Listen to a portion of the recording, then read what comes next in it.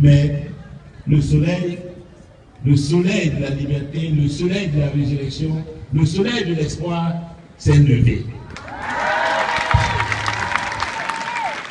La nuit est finie. La nuit est finie, c'est le soleil qui se lève aujourd'hui. C'est le soleil qui se lève. Et c'est le progrès qui se met en marche. C'est la liberté qui est en marche. C'est la dignité qui est en marche. C'est la Côte d'Ivoire qui est en marche. Et elle en marche avec le Front populaire ivoirien qui s'est levé. Il y en a qui ont cru qu'en arrêtant Laurent Gbagbo, en le transférant à la haine, en arrêtant Finguessan, Simone Gbagbo, Abdourahmane Sangaré, tous ces grands dirigeants du Front populaire ivoirien, on allait mettre fin à la refondation de la Côte d'Ivoire. On allait mettre fin à la liberté en Côte d'Ivoire. Mais est-ce qu'on peut mettre fin à la liberté? Est-ce qu'on peut mettre la liberté en prison? Est-ce qu'on peut mettre la dignité en prison? Est-ce qu'on peut mettre le Front populaire ivoirien en prison? Ceux qui ont cru le 11 avril, en arrêtant tous ces dirigeants qui mettaient fin à une entreprise, à un idéal, à un espoir, ceux-là, aujourd'hui, quelle est la vérité? Quelle est la réalité? Afi à Bouna, en avril 2011, on croyait que c'était fini. Mais ce n'est pas Afi qui est devant vous aujourd'hui. Ce n'est pas Afi qui est devant vous aujourd'hui. Ce n'est pas tous ces dirigeants du Front populaire ivoirien qui sont assis là. On a l'impression même qu'il n'y a pas eu le 11 avril. C'est pourquoi il faut toujours faire confiance aux valeurs fondamentales de la vie. Il n'y a pas d'espoir pour la méchanceté dans le monde. Il n'y a pas d'espoir pour la dictature dans le monde. Il n'y a pas d'espoir pour le mal dans le monde. Pour la haine n'a pas d'espoir. La haine est condamnée à être vaincue par l'amour. Dieu a créé ce monde pour que ce soit un monde de perfection. Pour que ce soit un monde d'amour. Lorsque même ceux qui veulent entraver le plan de Dieu vont recourir à la malédiction, au mal, aux armes, à la violence, ils seront toujours vaincus parce que cela est contraire au plan de Dieu. Et c'est pourquoi nous sommes là. Comme je le disais tantôt dans votre meeting, quand nous étions à Bouna, à un moment donné, certains camarades avec qui nous avions contact avaient commencé à désespérer, à se poser des questions, à s'interroger, à s'inquiéter. Parce que pour eux, cette prison-là commençait à devenir trop longue. Le temps passait et ils ne nous voyaient pas sortir. Ils étaient inquiets. Je leur ai dit à tous ceux-là, ne vous inquiétez pas. Que ceux qui nous ont mis en prison ne peuvent pas nous maintenir en prison. Et même au ministre Yenema, ministre de la Justice, qui est venu nous rendre visite à Bouna dans la prison, je lui ai dit, vous perdez votre temps. Je lui ai dit, mais Yenema, qu'est-ce que vous faites comme ça? Mais vous pensez que vous pouvez nous maintenir en prison et puis vous allez continuer tranquillement comme ça? Mais c'est une entreprise impossible. C'est une entreprise sans avenir. Ce qui est déjà connu comme ne pouvant pas prospérer, ce n'est pas la peine de s'engager dans une entreprise qui est vouée à l'échec à l'avance. Vous ne pouvez pas nous maintenir en prison. Parce que notre place n'est pas ici. Nous représentons quand même une grande part de l'opinion ivoirienne. Nous représentons un idéal qui est épousé par une grande majorité de la Côte d'Ivoire.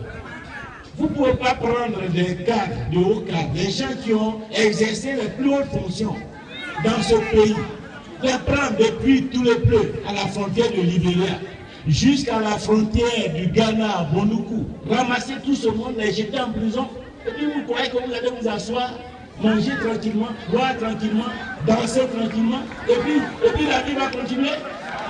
Vous perdez votre temps. Il faut renoncer à ça.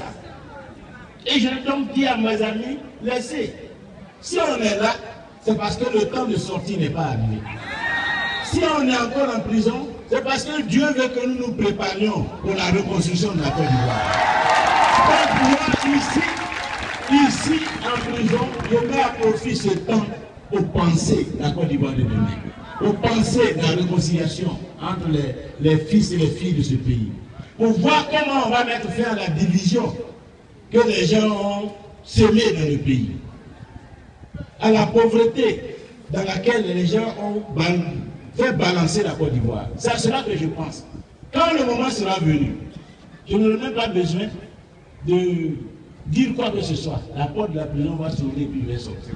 Et quand ça va s'ouvrir, je saurai que le temps de la réconciliation, le temps de la reconstruction est arrivé. Et ce temps est arrivé. On m'a envoyé à Bouna dans des conditions dramatiques. Mais c'est un avion du gouvernement qui est parti me chercher à Bouna pour me ramener ici. Je n'avais rien demandé. Je n'ai pas demandé qu'on envoie un avion me chercher. Ils ont envoyé un avion. Parce que c'était nécessaire qu'on envoie un avion chercher Afrique.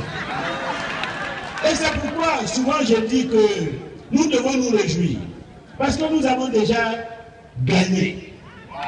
Nous avons déjà gagné le combat. Il s'agit actuellement d'organiser la reconstruction, d'organiser la normalisation.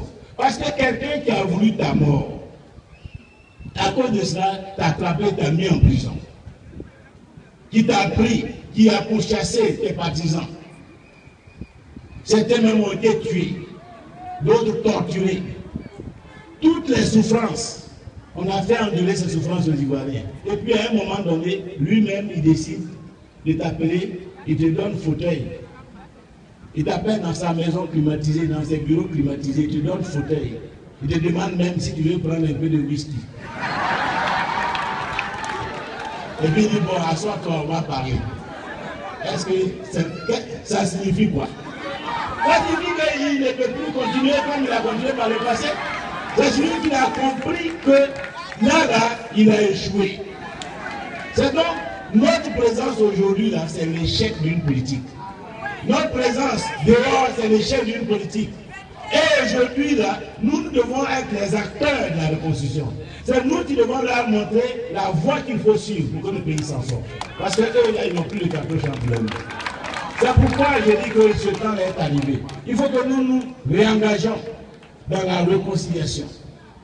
C'est le programme de la Côte d'Ivoire aujourd'hui, la réconciliation. Mettre fin à toutes les divisions.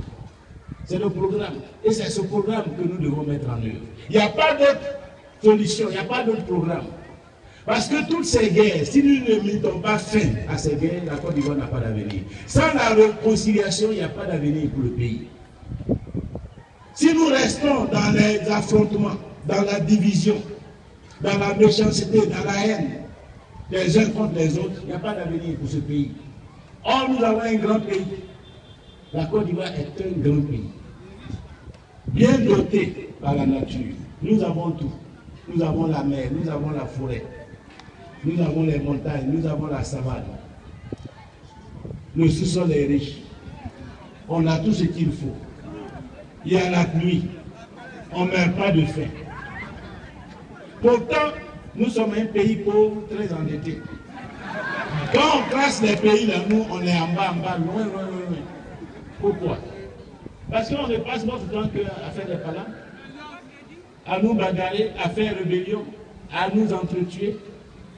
Dans quel pays on a vu que la bagarre est un programme de développement? Rébellion est un programme de développement.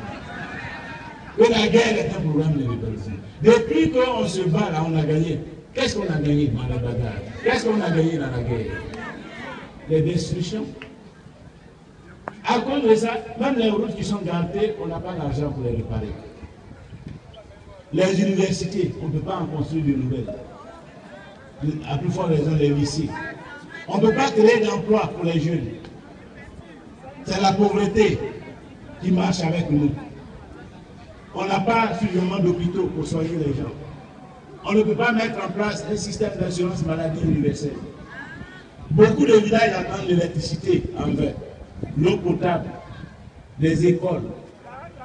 Quand vous arrivez dans certaines régions de Côte d'Ivoire, vous vous demandez même si vous êtes en Côte d'Ivoire ou bien si vous êtes dans un autre pays.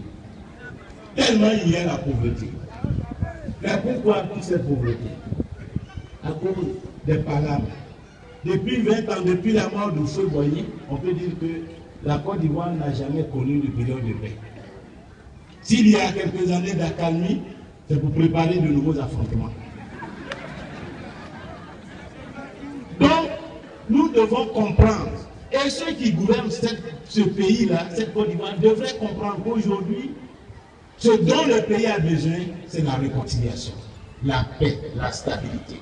C'est le programme majeur, c'est le programme principal. La paix et la stabilité, pour que les gens puissent s'épanouir, pour que la population puisse espérer. Puisqu'on se met au travail pour produire des richesses et redistribuer des richesses. Hier, je disais qu'on veut, par exemple, développer l'aéroport. Hier, à la radio, sur RFI, on a annoncé que le gouvernement aurait investi 80 milliards de francs CFA dans l'aéroport d'Abidjan-Port-Boué. Pourtant, quand on regarde le nombre de passagers, en 2012, il y a eu à peu près 1 million de voyageurs ici. Dans la même année, il y a eu 2,5 millions de voyageurs à l'aéroport d'Accra. Pourquoi les gens vont à Accra? Alors qu'eux n'ont pas investi 80 milliards. Alors que nous qui avons investi, ils ne viennent pas ici. Ils viennent moins nombreux. Parce que là-bas, il y a la paix. Alors que chez nous, il n'y a pas la paix. L'argent ne va pas là où il n'y a pas la paix. L'argent ne va pas là où il y a la guerre et les affrontements. L'argent ne va pas là où on envoie les gens de l'ONU ici pour surveiller les gens, sinon ils vont s'entretuer. Avec l'ONU ici qui est là et que je voulais saluer, pourquoi ils sont chez nous? Et puis ils ne sont pas dans d'autres pays. Pourquoi ils sont chez nous ici aujourd'hui, alors qu'il y a 20 ans, ils n'étaient pas ici? C'est un symbole. L'ONU ici en Côte d'Ivoire. Le symbole de la division. Le symbole de la guerre. Le symbole des affrontements. Le jour où vous allez voir qu'ils vont ramasser la bagaille pour dire on s'avance, c'est qu'il n'y a plus la guerre ici. Donc quand vous les voyez là, quand vous les voyez circuler, pensez à la réconciliation. Pensez à la paix. Parce que ce n'est pas normal que la communauté internationale dépêche dans un pays civilisé des gens pour les surveiller, sinon ils vont s'entretuer tous. Ce n'est pas un site de civilisation. C'est-à-dire qu'on nous considère tellement comme des gens insensés, brutaux. C'est vrai qu'on doit les surveiller. Sinon, si on se pouvait entre eux, il n'y a pas un qui va rester. C'est à cause de ça qu'on les envoie. Ce n'est pas un signe qui nous honore. Même si l'institution est honorable, je voudrais profiter de ça pour les saluer. Je sais que leur travail n'est pas facile. Hier, on était face à face. Aujourd'hui, on est côte à côte. C'est une évolution. Et il faut saluer cette évolution. Pourquoi on reste côte à côte le plus longtemps possible?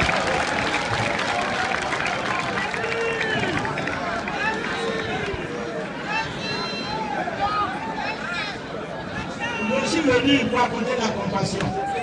Je voudrais aussi apporter la compassion aux forces de l'ordre, aux gendarmes et aux policiers qui sont là. Parce qu'eux aussi, ils ont souffert. Souvent, on parle des victimes de guerre.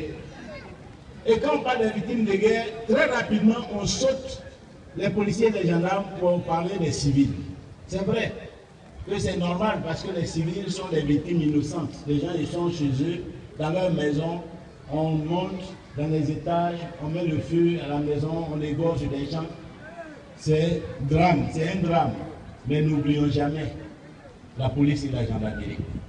Parce que ces deux institutions aussi ont payé un lourd tribut à la guerre. N'oublions jamais, ils n'ont pas la parole, ils n'ont pas droit au micro, ils ne crient pas sur la place publique. Ils souffrent en silence. Leur valeur, leur humiliation, même aujourd'hui encore, ils sont désarmés, ils ont eux-mêmes comme les âmes en peine, ils sont dans les carrefours, ils n'ont pas d'armes. C'est une grande humiliation et c'est un problème pour la République. Parce que quand dans un pays, les dirigeants même ne font pas confiance aux institutions qui sont chargées d'établir l'ordre public, ça veut dire que ce pays-là est un pays vraiment en difficulté. Notre combat aussi, c'est de les réhabiliter. Notre combat, c'est de faire en sorte, pas pour ce qu'ils ont été à nos côtés, mais pour ce qu'ils représentent dans la République. Quand on parle de la République, on parle des institutions de la République. Et il ne faut pas humilier les institutions de la République. Il ne faut pas bafouer les institutions de la République. Il ne faut pas piétiner les institutions de la République. Parce que quand vous les piétinez, c'est le pays lui-même que vous piétinez. C'est l'autorité de l'État que vous piétinez. Or, un pays où les institutions ne sont pas respectées n'est pas un pays. Un pays où les anciens premiers ministres ne sont pas respectés, les anciens présidents sont traînés dans la boue, n'est pas un pays digne. Parce que les symboles sont importants pour la vie d'une communauté. Le monde, la vie en société est faite de symboles. La vie en société est faite de symboles. Ce sont les symboles, le respect des symboles. C'est ça qui fait la vie, c'est ça qui fait la communauté. C'est ça qui donne une identité à une communauté. C'est ça qui fait une communauté d'hommes civilisés. Parce qu'ils ont des symboles qu'ils respectent. Ils ont des symboles qu'ils honorent. Ils ont une histoire qu'ils assument. Parce que tout ça, c'est notre histoire. Donc, je voudrais les saluer et leur dire qu'ils peuvent compter sur le Fonds populaire ivoirien. Le travail que nous faisons, nous ne le faisons pas pour nous-mêmes, nous le faisons pour le pays. Parce que nous voulons un pays, un grand pays. Nous voulons un grand pays, un pays digne. Un pays moderne, un pays prospère, un pays où les fils et les fils peuvent vraiment marcher la tête haute en Afrique et dans le monde. C'est ce que nous voulons. Et c'est pour ça que nous nous battons. Et c'est pour ça que tout ce peuple rassemblé fait des sacrifices. Parce qu'aujourd'hui, ils ont souffert, mais ils sont présents. Ils sont toujours dans la lutte. Les gens n'ont pas abandonné. Ceux qui sont assis ici, quand ils vont rentrer chez eux, on ne va pas leur distribuer de l'argent. Pour dire qu'ils sont venus pour qu'à la fin du meeting, on leur distribue de l'argent. Mais ils sont là parce qu'ils croient dans leur pays. Et ils ont envie que leur pays avance. Et que ce pays avance sur la voie de la liberté, sur la voie de la démocratie, sur la voie du progrès. Ils veulent un grand pays. Et c'est pourquoi ils sont rassemblés. Et c'est pourquoi, malgré toutes les souffrances, ils sont restés fidèles au Front populaire ivoirien, loyaux à Laurent Gbagbo. Quand il y a eu la crise,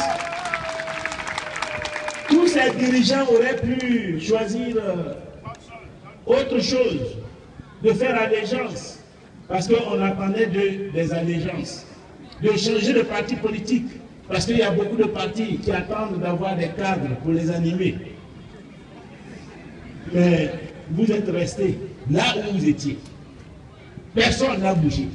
Aucun cadre, ancien député, ancien maire, ancien président du conseil général, on n'a vu aucun cadre quitter le Front populaire ivoirien, aller s'étaler dans les journaux pour dire qu'il est devenu PDCI ou bien RDR.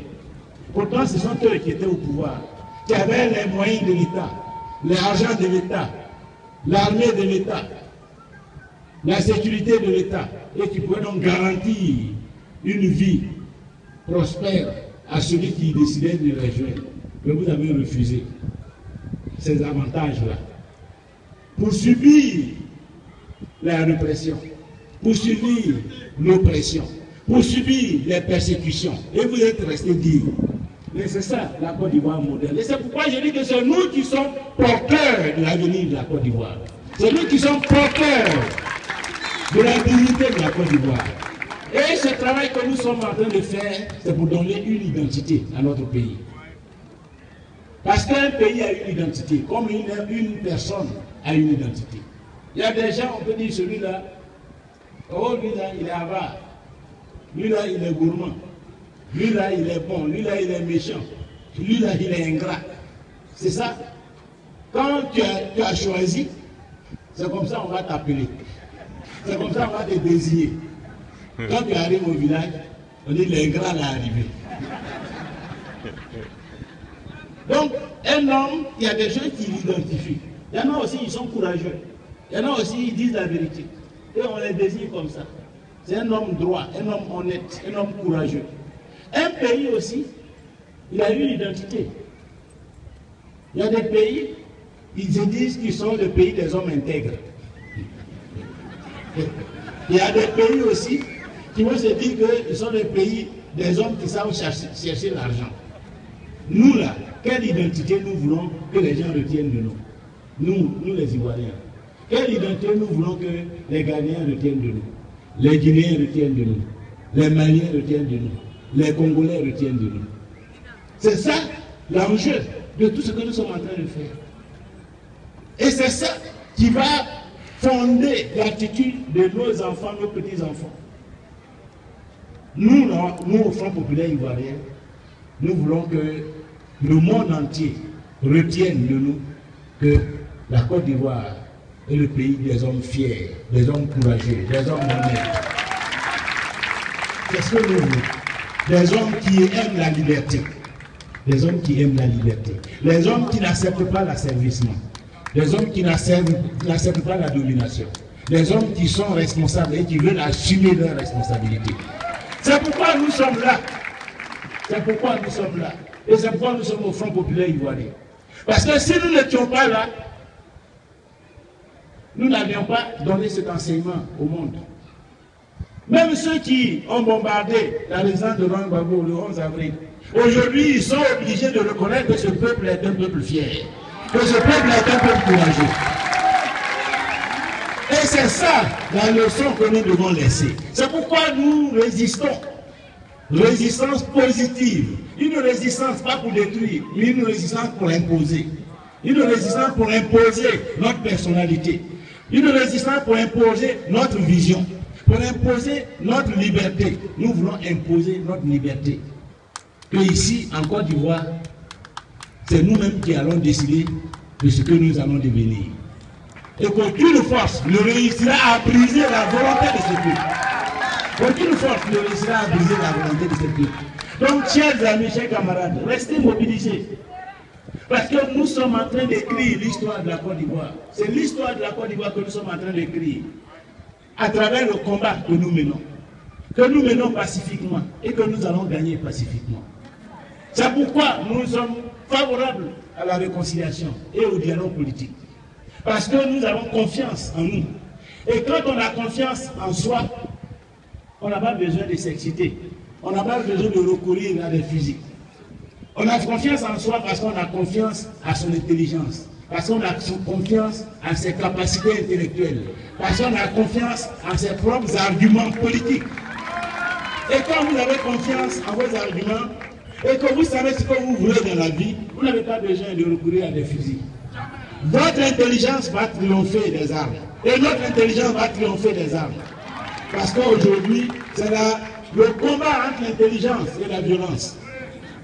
Mais aujourd'hui, je pense que la violence a montré ses limites. Les armes ont montré les limites. C'est pourquoi nous devons tous ensemble nous rassembler dans le dialogue politique pour promouvoir la réconciliation. Le dialogue, il n'y a pas d'autre chose. Dialogue, quel que soit ce que tu vas faire, tu es obligé de passer par le dialogue. Tu vas aller faire la bombe atomique, tu vas passer par le dialogue. Tu vas aller prendre les calaches, tu vas passer par le dialogue. Parce que tu vas voir que le dialogue, les calaches ne peuvent pas construire. Ils nous ont mis en prison. Ils ont utilisé la justice. Ils ont utilisé les armes. Aujourd'hui, ils nous appellent pour dialoguer. Et quand tu arrives, il y en a, ils sont obligés de baisser la tête.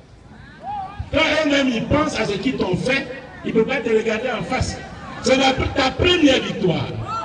C'est la première victoire. Quand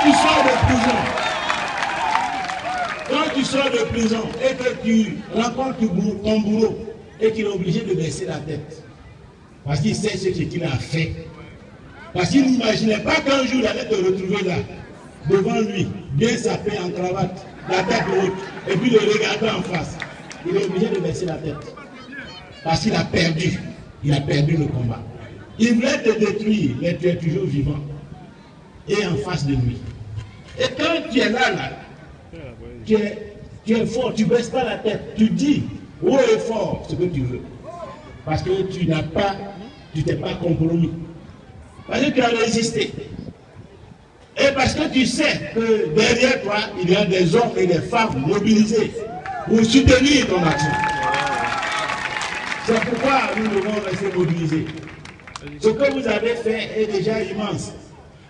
Souvent, nous ne mesurons pas la force que nous représentons par notre mobilisation. Souvent, certains croient que c'est par générosité qu'on nous sort de prison ou qu'on nous permet de rentrer d'exil sans nous arrêter. Non, c'est parce qu'il y a un peuple rassemblé qui sert de bouclier et qui est prêt à défendre ceux des leurs qu'ils ont commis pour être devant eux.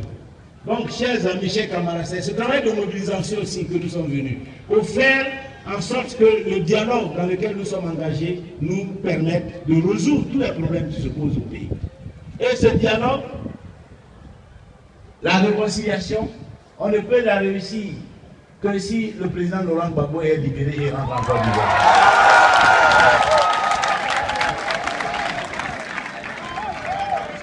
Nous tous ici, en Côte d'Ivoire, aujourd'hui, qu'on soit PDCI, qu'on soit RDR, qu'on soit FPI, on doit comprendre que le temps de l'enfermement de Laurent Gbagbo est fini. Que le temps où certains prenaient des avions pour transférer Gbagbo Laurent à Daïra, ce temps est passé. On a vu que ça n'a rien donné de bon, que ça n'a pas fait avancer le pays.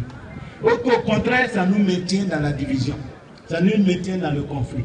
Ça fait qu'on ne peut pas faire la réconciliation. Parce que comment peut-on faire la réconciliation si celui-même qui est au centre des bagarres, celui-même qu'on a affronté, si celui-là il est en prison quelque part.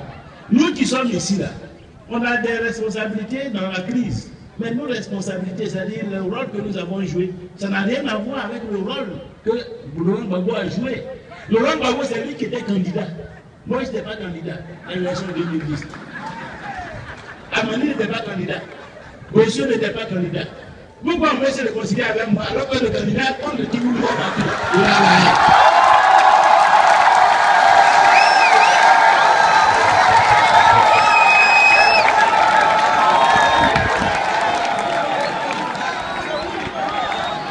Oui, se réconcilier avec moi là, c'est important.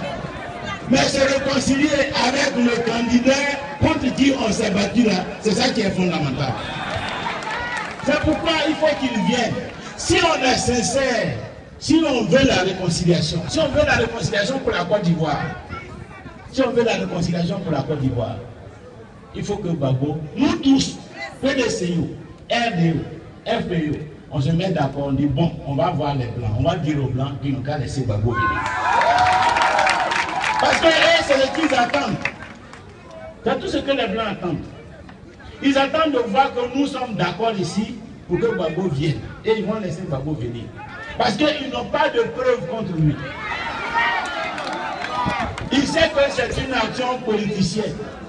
Que Gbagbo est là-bas parce qu'on se battait ici. Et que ceux qui étaient plus forts militairement, ils l'ont pris pour l'envoyer. C'est tout. C'est tout ce que tout le monde retient. Dans le monde, il n'y a pas quelqu'un qui va dire que non, c'est pas vrai, parce que Gbagbo a tué, il a violé des femmes. Lui seul, il a violé. Où ils ont mis Gbagbo après le violer?